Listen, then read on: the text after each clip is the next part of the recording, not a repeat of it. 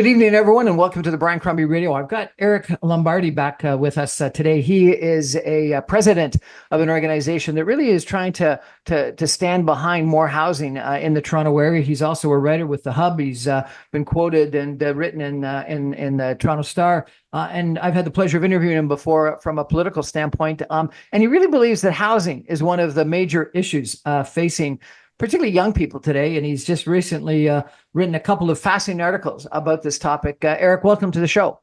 Hey, Brian. Thank you for having me on. My pleasure. So tell me, you're saying in Toronto, the largest and most talent-rich city in the country, real median incomes for young people fell 4.5%. Yes, incomes fell while real rents doubled and real home prices tripled. The result is a stark generational divide, a province that works far better for those who bought early than for those trying to build something now. That's a pretty stark picture that you're painting, sir. I mean, and the math itself is stark.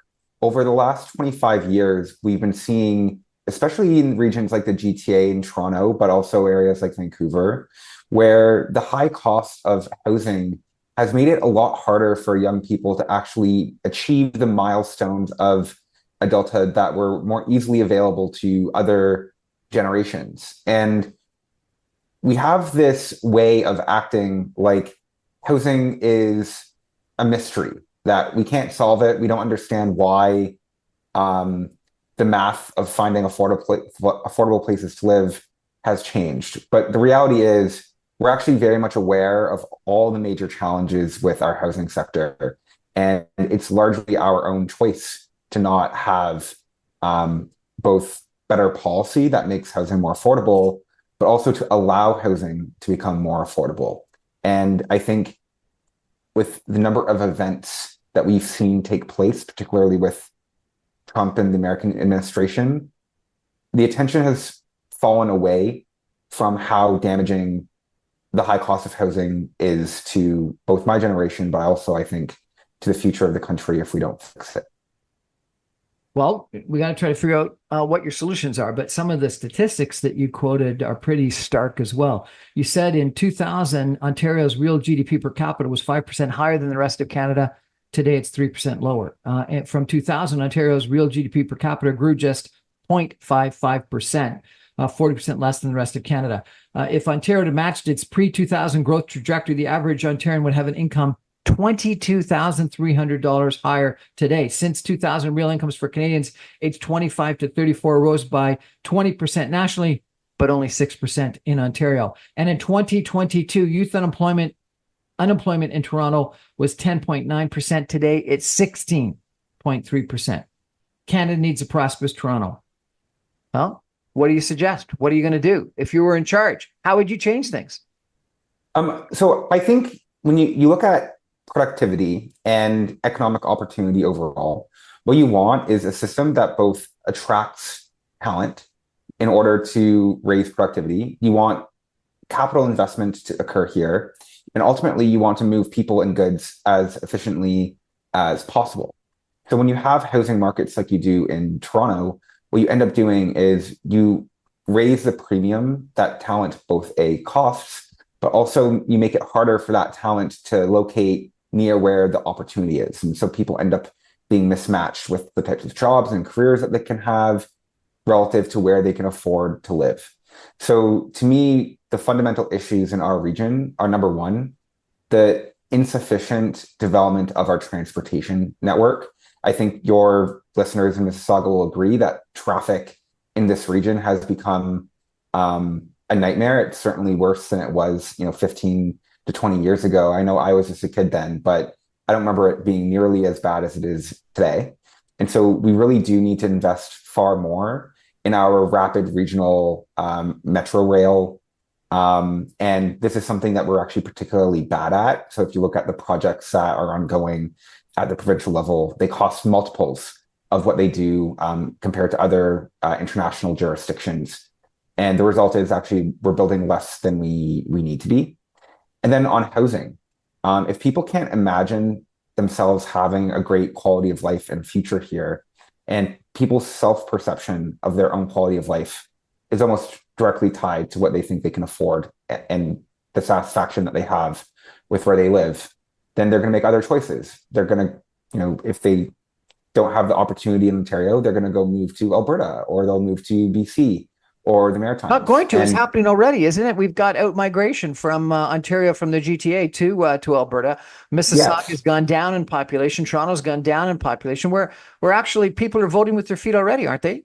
they already are. And I know from, I studied engineering at the University of Waterloo, and even myself included, over 70% of my class ended up in the San Francisco Bay Area or the United States in some way, shape, or form. Because even in cities like San Francisco, with their higher cost of living, the higher salaries from a more competitive job market more than make up for it. And so Toronto as a region has, I think, failed to realize the many opportunities that it has. I think the enigma of this region is not that it's not prosperous and not that there aren't opportunities here, but to the extent that we have all the fundamentals for a very prosperous place going our way, and we're not really achieving what we could with it. And I think the drive down of our potential is really sad. And in a lot of ways, it is self-inflicted. And it's not just housing and transportation issues, but housing in a way is an issue that makes or breaks the success of everything else that you try to accomplish. If people are not satisfied with both where they live and the opportunities that they have to live somewhere that they would like, a lot of other things become a lot harder. So, the situation that you've described for young people in the Greater Toronto area is very stark. You've talked about how unemployment has gone up. You've talked about how incomes have gone down. You've talked about housing prices have increased fairly dramatically. Transit is one small but important change. But what that's going to do is only allow people to live in Georgetown or Alliston to commute into Toronto. What else? What else do you think needs to get done? You're head of an Yeah. organization called what? More Neighbors Toronto?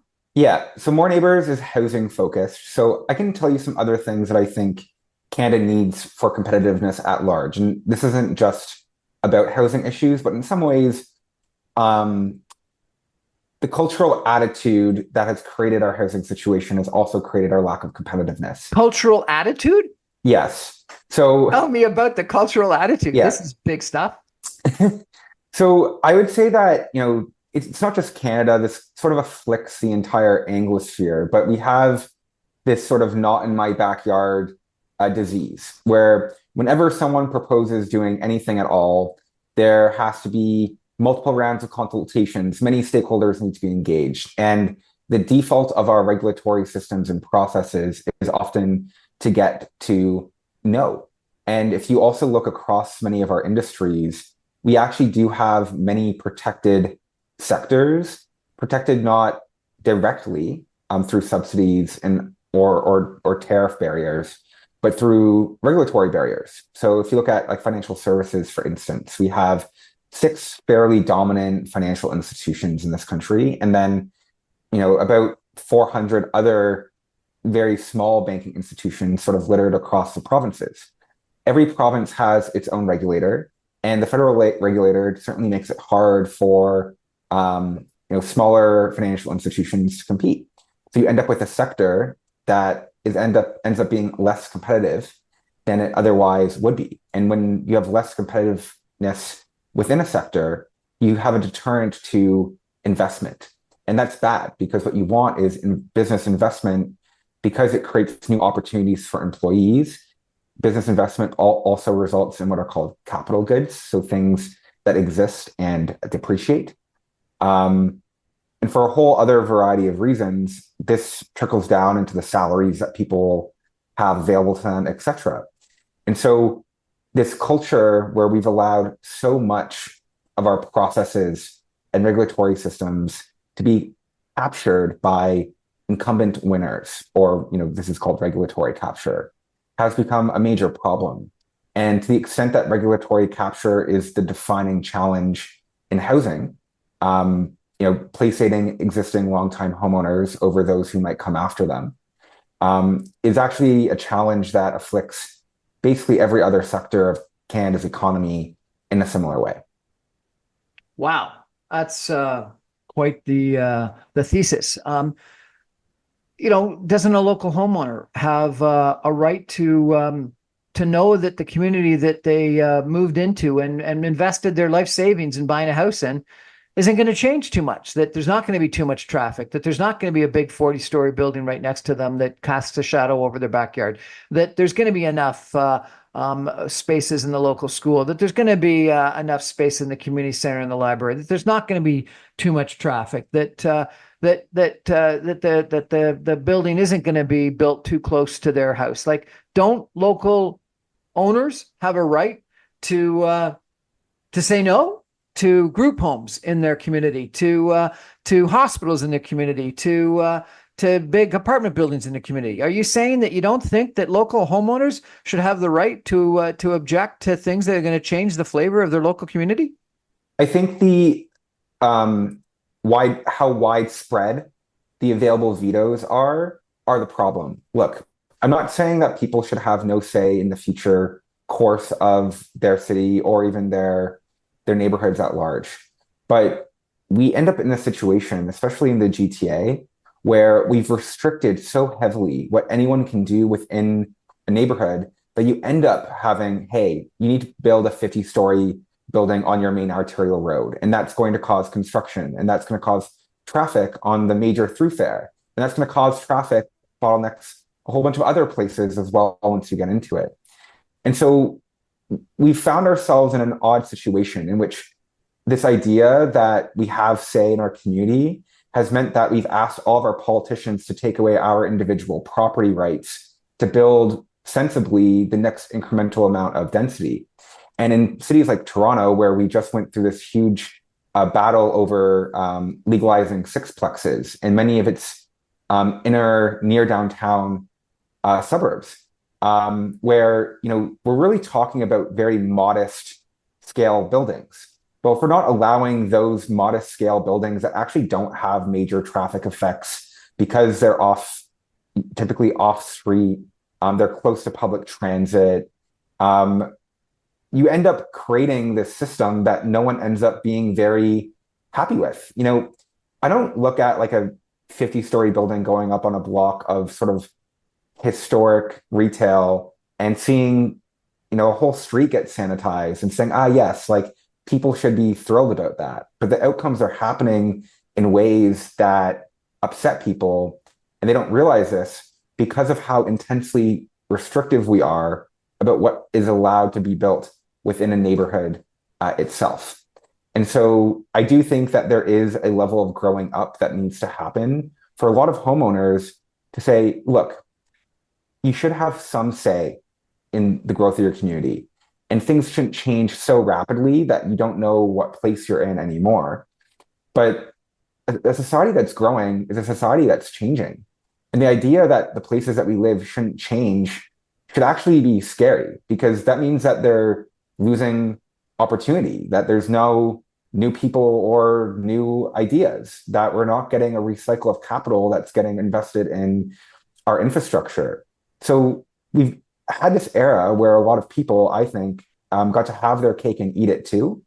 And I'm not saying that like people shouldn't have their cake and eat it too, I guess. What I'm saying is, sometimes you got to let other people have a bit of your cake.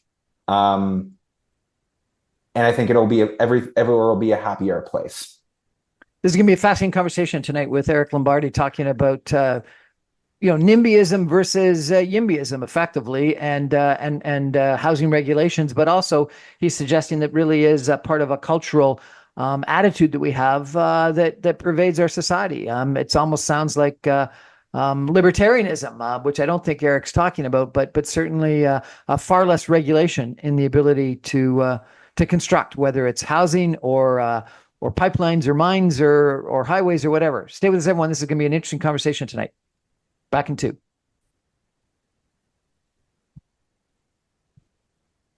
Welcome back, everyone, to the Brian Crombie Radio Hour. I've got Eric Lombardi with us tonight. He is the president of an organization called More Housing Toronto, which really is one of those organizations that's trying to say yes to development and housing at times, not all the time, but sometimes, versus the typical attitude of NIMBYism that he's described a lot of residents have and exert to stop developments taking place. But he's also raised this issue of an attitude of regulation and of control, and he called it within the Anglosphere of our desire to stop things or regulate things.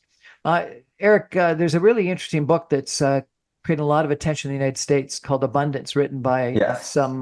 some people think Democrats, progressives. Other people think that they're neoliberal people, and maybe sort of centrists or actually in Canadian terms, progressive conservatives, that have talked about how many liberals and progressives in the United States in the past have really got good at stopping things through lots of regulation, but have got really bad at actually building anything. And so therefore, what we've done is created a system where we can stop really well.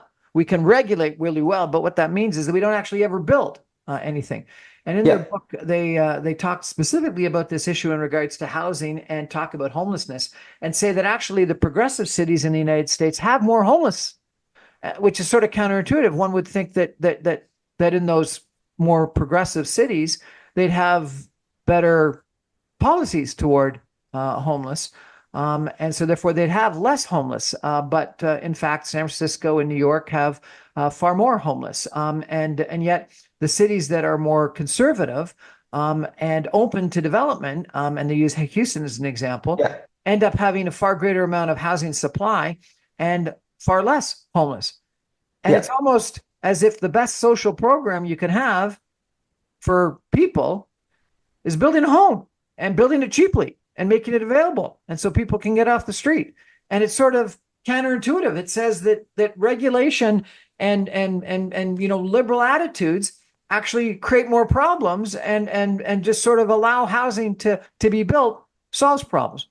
I don't know if you've heard about that book or read it, but I have read Abundance. So, I'd say I want to start off with two things. Just want to issue correction. My organization is More Neighbors Toronto. There is More Homes Mississauga, which would be like our sister organization in Mississauga.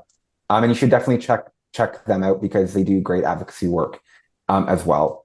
And, Abundance is sort of funny because it gets accusations of libertarianism, which is sort of what you mentioned earlier. I'm not necessarily against regulation, but I'm against regulations that are made up without true purpose or true evidence that there's a problem to begin with in the first place. And in many ways, we've allowed sort of, I'd say, like reactionary or pearl clutching about fears of certain things to allow us to create so many rules that when you add up all of the rules, they don't actually end up producing the types of results and outcomes we would otherwise agree on, even as a democracy. And so then it goes to say, well, are those regulations themselves working towards the outcomes that we want as a bigger picture view? And this is sort of the argument that Abundance makes, which is to say that actually in many ways, overregulation is conservative. The biggest, the institutions that inhibit themselves the most as a result of their regulations are actually public bureaucracies in a very big way.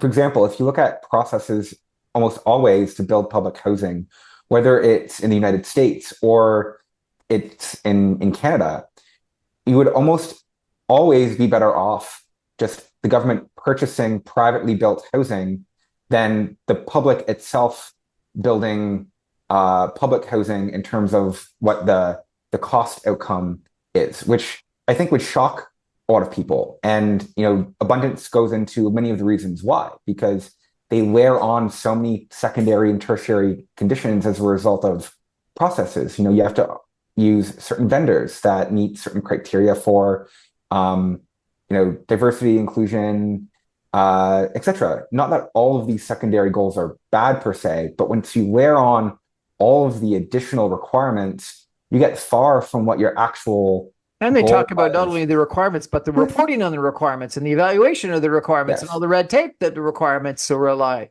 on. Yes. And so, my view, I don't consider myself, a libertarian. I consider myself a liberal, right? Markets should broadly be competitive, and consumer surplus should really be the driving force of what happens within any given sector. And the government should exist to be an alternative service provider so that people ultimately have options.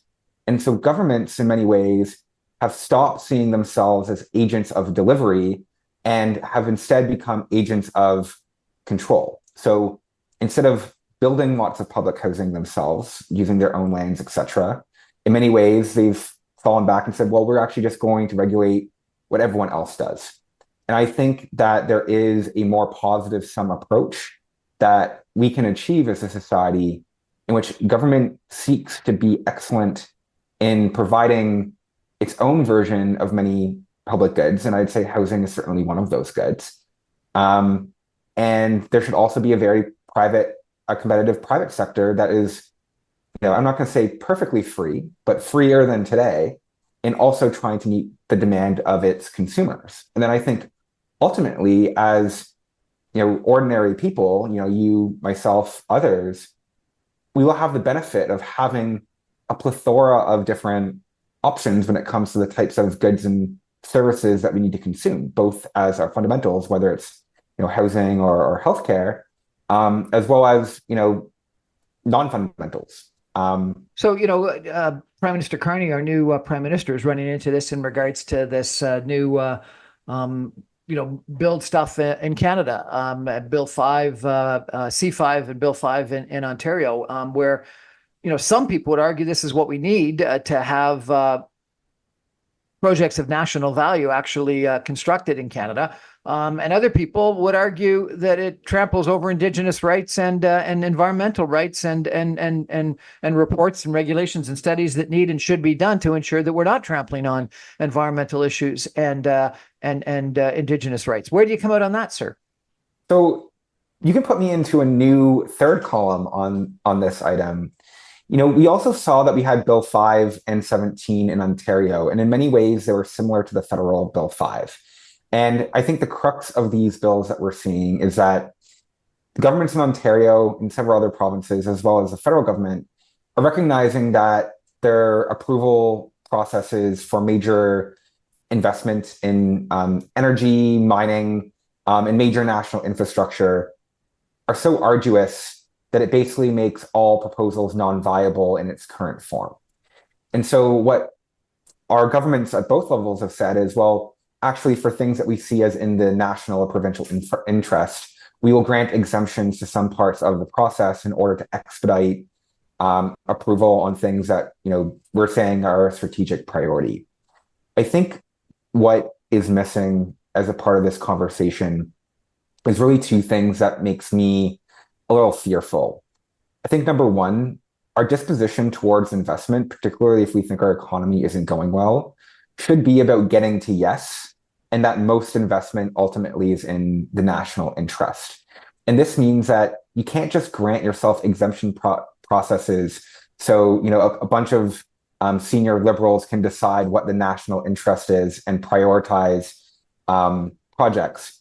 You want a private sector able to see a system that gives them certainty that if they make these investments and follow certain steps, that their projects will be treated fairly within a reasonable amount of time, such that the risk-rated return on their capital is lower, and that helps them make an investment.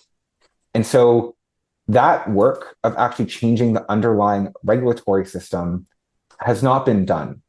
There are signals that there is interest there, but my fear is by granting themselves an easy ministerial exemption path, that they're not going to do the hard work of actually reforming regulatory systems that are so hostile to investment in the first place.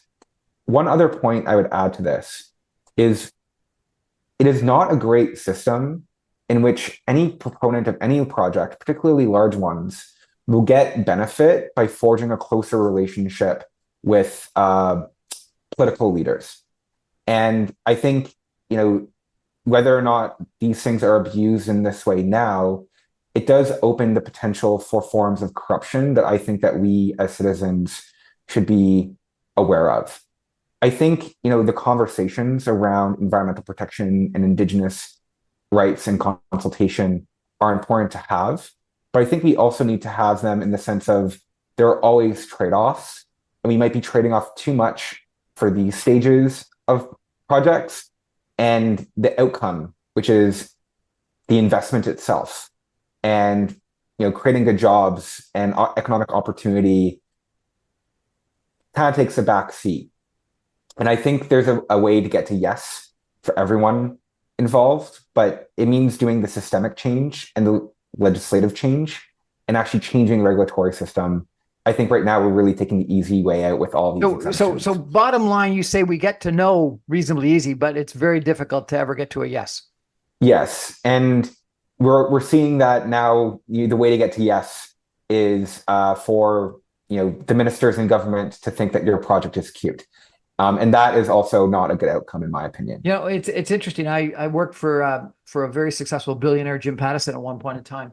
And his comment was, Brian, you got to stop negotiating. Sometimes you should just take yes for an answer and get the deal and move on. Fascinating. We're going to take a break for some messages and come back with Eric Lombardi.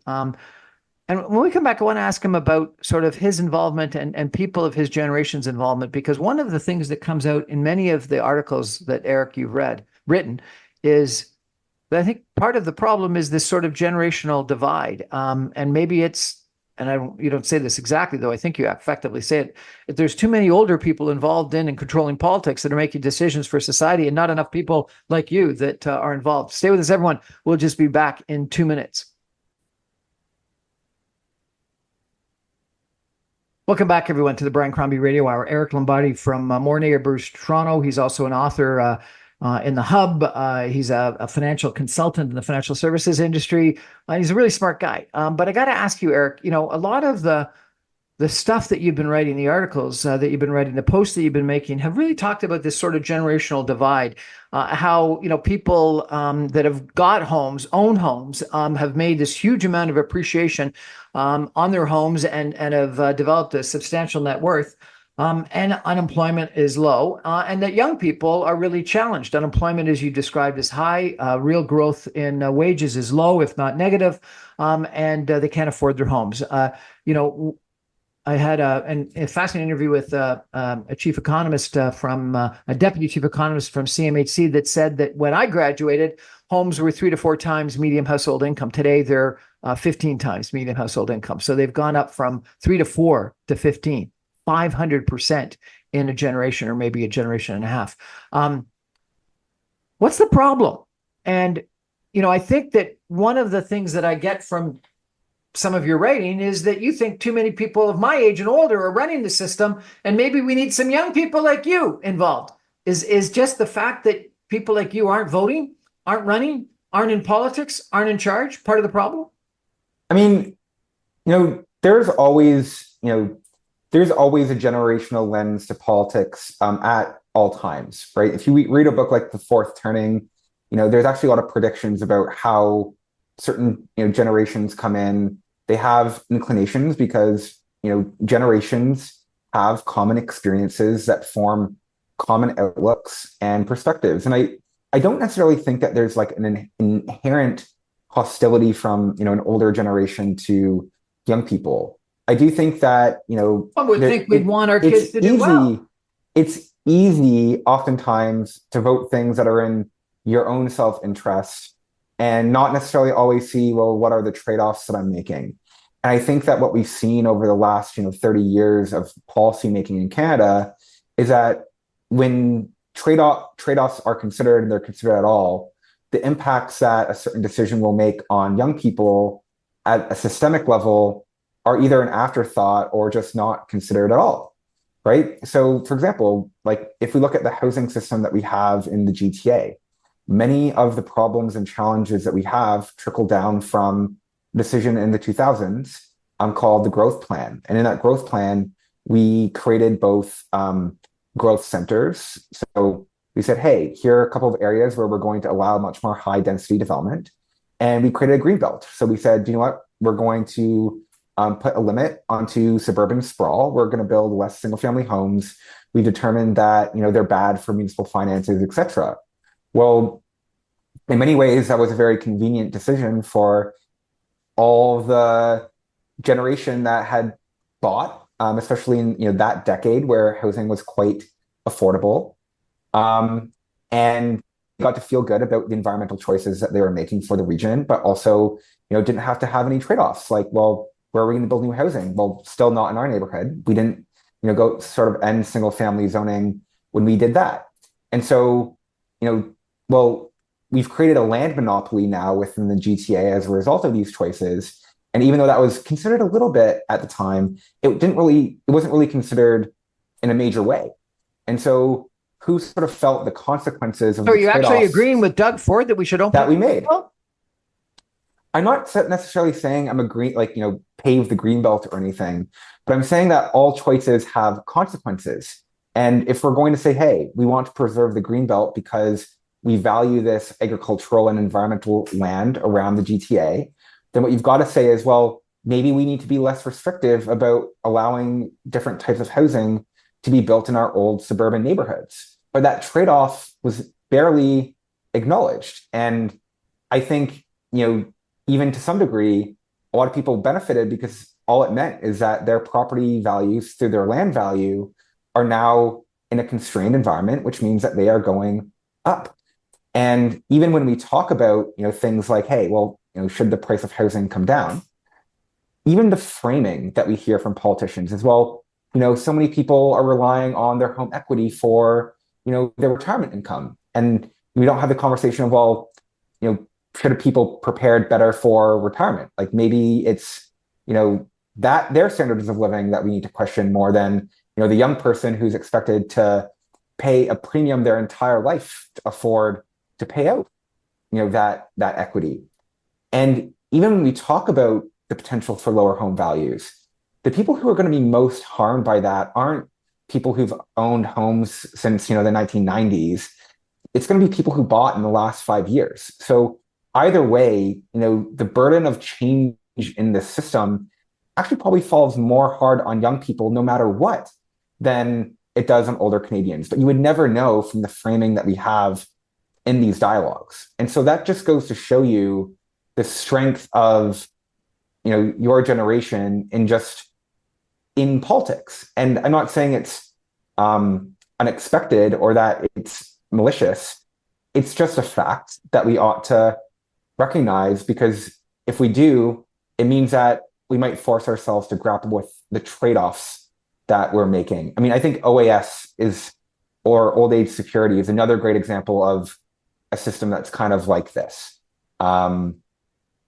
Anyways, I can talk about that as well. Eric Lombardi, thank you so much for joining us. I really think this is an important conversation that we need to have, because I do think that there is a generational inequity that has occurred in Canada today. And I think it's wider than even what you've talked about. I worry about the fact that we're leaving you with deficits and debt, and an underspending on military and an underspending on infrastructure, a housing affordability issue, lower incomes, lower productivity, lower prosperity, climate change, potential risk of AI. I could go on. So I congratulate your involvement and encourage you to stay involved, sir. We're going to take a break for some messages, and I'm going to come back with a couple conclusionary comments in just a minute. Stay with us, everyone. Eric, really appreciate you joining us. Thank you. Of course.